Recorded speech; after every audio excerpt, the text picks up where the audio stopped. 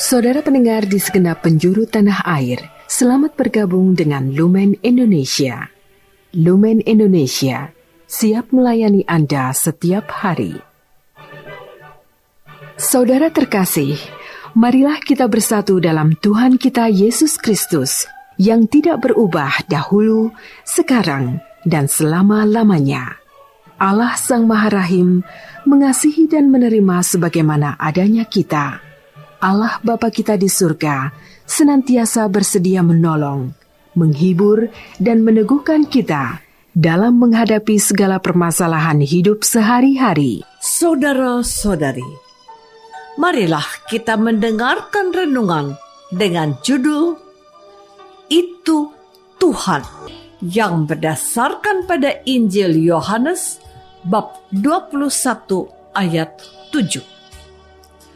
Maka murid yang dikasihi Yesus itu berkata kepada Petrus, "Itu Tuhan." Ketika Petrus mendengar bahwa itu adalah Tuhan, maka ia mengenakan pakaiannya sebab ia tidak berpakaian, lalu terjun ke dalam danau. Dalam nama Bapa dan Putra dan Roh Kudus. Amin. Saudara-saudari terkasih dalam nama Tuhan Yesus Kristus, bacaan Injil kita yang kita baca sejak hari pertama sesudah Paskah sampai dengan hari ini, semuanya berbicara tentang penampakan Yesus. Dalam Injil hari ini menceritakan bahwa Yesus menampakkan diri lagi kepada murid-muridnya di pantai Danau Tiberias, dan Yesus menampakkan diri sebagai berikut. Di pantai itu berkumpul Simon Petrus, Thomas yang disebut Didimus, Nathanael dari Kana yang di Galilea, anak-anak Zebedius, dan 2 orang muridnya yang lain. Kata Simon Petrus kepada mereka, "Aku pergi menangkap ikan." Kata mereka kepadanya, "Kami pergi juga dengan engkau." Mereka berangkat lalu naik ke perahu. Tetapi malam itu mereka tidak menangkap apa-apa. Ketika hari mulai siang, Yesus berdiri di pantai, tetapi para murid tidak tahu bahwa itu Yesus. Kata Yesus kepada mereka, "Hai anak-anak, adakah kamu mempunyai lauk pauk?" Jawab mereka, "Tidak ada."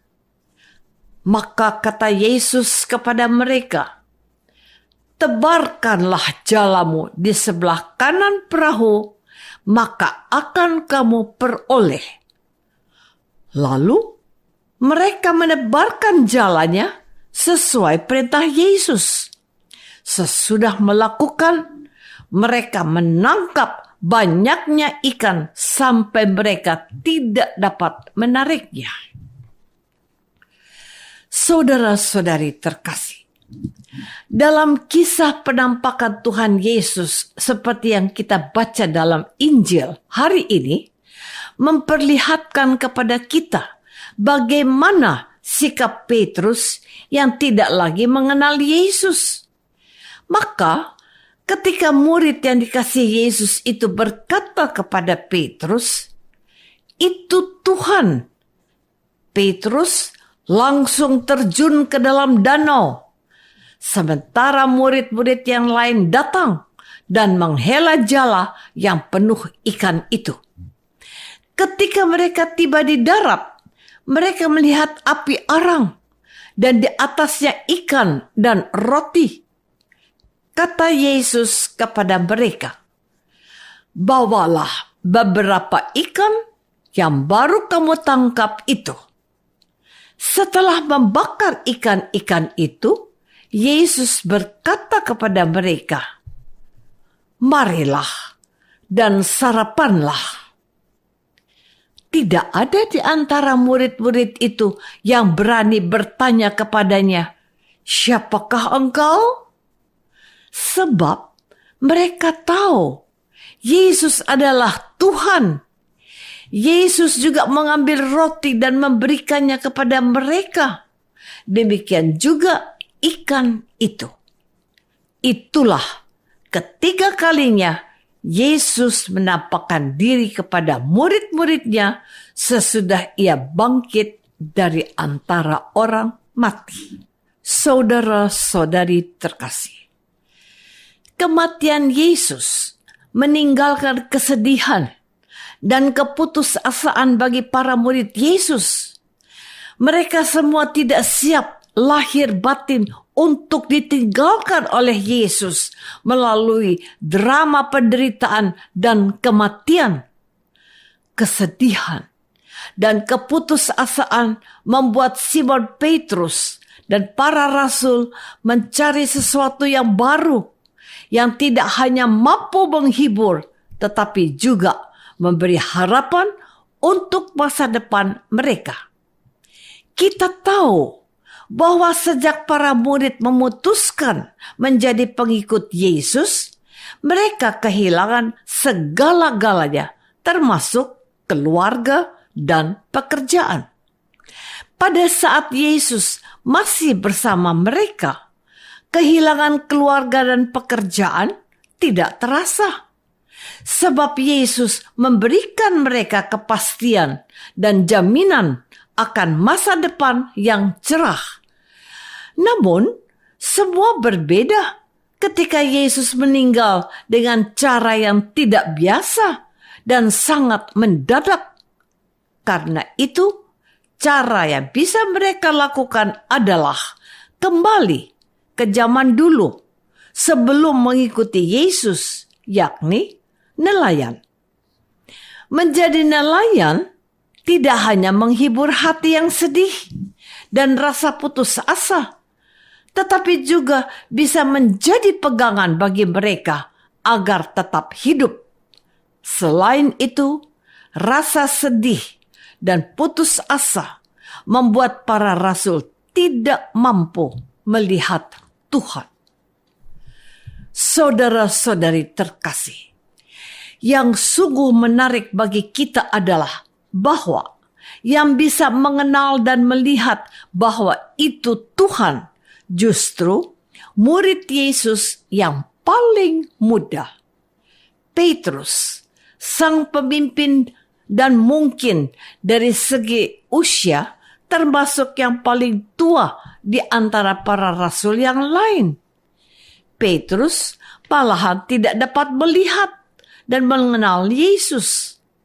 Hal ini memberikan pemahaman dan kesadaran kepada kita bahwa orang-orang yang mampu melihat dan mengenal bahwa itu Tuhan tidak ditentukan oleh usia.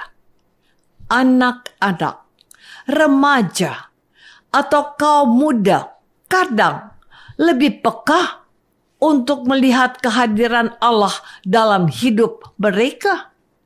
Demikian pula karyawan, orang-orang bawahan, atau asisten rumah tangga sekalipun bisa melihat dan mengenal bahwa itu Tuhan. Sementara pemimpin, atasan, bos-bos dan orang dewasa yang memiliki kedudukan tertentu malahan tidak dapat melihat Tuhan. Oleh karena itu, diperlukan suatu sikap rendah hati dan kejernihan pikiran serta batin. Sebab Yesus pun pernah bersabda bahwa hanya orang-orang yang suci hatinya akan dapat melihat Allah. Orang-orang yang suci hatinya adalah orang-orang yang merasa dirinya bukan siapa-siapa serta tidak merasa diri benar dan baik. Apakah selama ini kita sudah memiliki kepekaan melihat dan mengenal bahwa itu Tuhan, atau kita menutup pintu hati kepada Tuhan?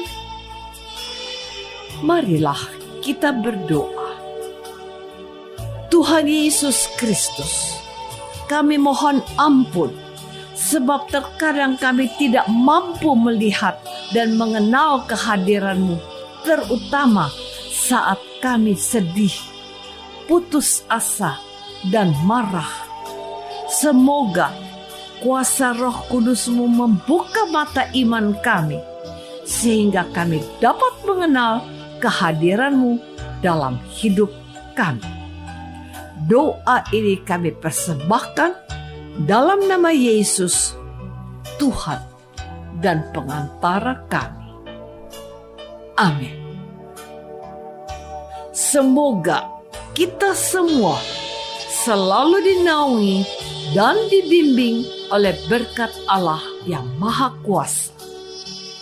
Dalam nama Bapa dan Putra dan Roh Kudus. Amin. Dengan penuh kasih dan sukacita, Lumen Indonesia mengundang saudara-saudara seiman di segenap penjuru tanah air. Sekiranya ada tanggapan ataupun saran, kirimkan surat Anda ke Lumen Indonesia. Terima kasih atas perhatian Anda. Sampai berjumpa lagi dengan Lumen Indonesia pada waktu dan gelombang yang sama esok hari.